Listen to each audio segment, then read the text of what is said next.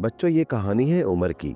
आजकल जैसे हर बच्चा हर वक्त मोबाइल पर गेम्स खेलता रहता है, इसी तरह उमर भी हर वक्त मोबाइल पर गेम्स खेलता रहता था। उमर के अम्मी अब्बू उमर को मना करते थे कि उमर, ज्यादा देर मोबाइल की स्क्रीन को ना देखा करो, इससे आंखें खराब हो जाती हैं। उमर अपने अम्मी अब्बू की बात नहीं मानता था। स्कूल से वापस आते ही मोबाइल पर गेम्स खेलना शुरू कर देता था। आहिस्ता आहिस्ता ज्यादा देर तक मोबाइल इस्तेमाल करने से उमर की आंखें खराब होना शुरू हो गईं। उमर को हर चीज धुंधली धुंधली महसूस होने लगी। उमर को स्कूल का होमवर्क करने में मुश्किल होने लगी। फिर उमर के अम्मी अब्बू उमर को आंखों के डॉक्टर के पास ले गए। आंखों के डॉक्टर ने उमर की आंखों का मुआयना किया। आंखों के डॉक्टर ने उमर के अम्मी अब्बू को कहा, ज्यादा देर तक मोबाइल इस्तेमाल करने से उमर की आंखों में मसला हो गया है। अब उमर को मोटे शीशों वाली ऐनक लगेगी। फिर उमर को ठीक नजर आना शुरू हो जाएगा।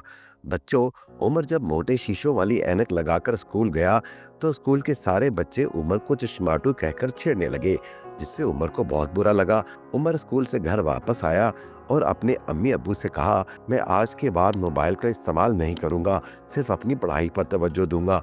उमर के अम्मी अब्बू ने कहा, बेटा, हम ये नहीं कहते कि तुम मोबाइल पर गेम ना खेलो, बस एक टाइम रख लो कि इस टाइम सिर्फ मोबाइल इस्तेमाल करना है।